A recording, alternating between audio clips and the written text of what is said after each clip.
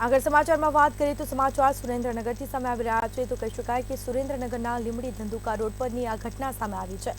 અજાણ્યા ટ્રકની અડફેટે જૈન સાધ્વીને ઈજાઓ પહોંચી તો ઈજાગ્રસ્ત જૈન સાધ્વીને તાત્કાલિક સારવાર અર્થે સિવિલ હોસ્પિટલમાં લઈ જવામાં આવ્યા। અકસ્માત બાદ અજાણ્યો ટ્રક ચાલક ફરાર થયો। મોટી સંખ્યામાં જૈન સમાજના અગ્રણીઓ હોસ્પિટલ પહોંચ્યા।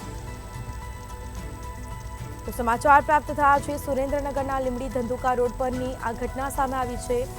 અજાણ્યા ટ્રકની અડફેટે જૈન સાધ્વીને ઈજા પહોંચી છે।